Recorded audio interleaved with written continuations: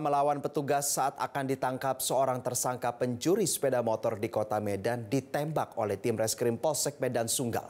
Sebelumnya aksi pencurian tersangka terekam kamera CCTV. Pihak polisi mendapatkan laporan dan melakukan pengembangan dari hasil rekaman CCTV di lokasi.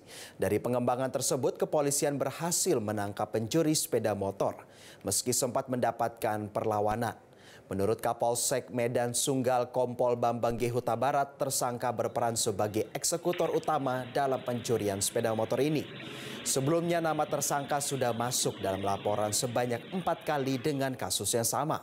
Dari hasil penyidikan, tersangka diketahui bersembunyi di kawasan Dr. Mansur dan sejumlah barang bukti kejahatan ditemukan di lokasi penangkapan. Sementara itu jasa tersangka dibawa ke kamar jenazah Rumah Sakit Bayangkara Medan.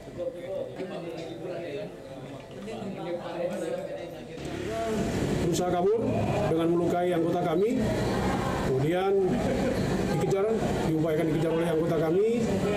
Tersangka juga coba melakukan perlawanan sehingga diambil tindakan tegas terukur oleh anggota kami.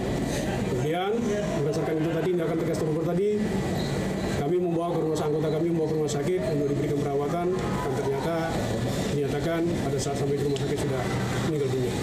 Peran sebagai yang melakukan pencurian dengan cara merusak sepeda motor korban dengan menggunakan PJT.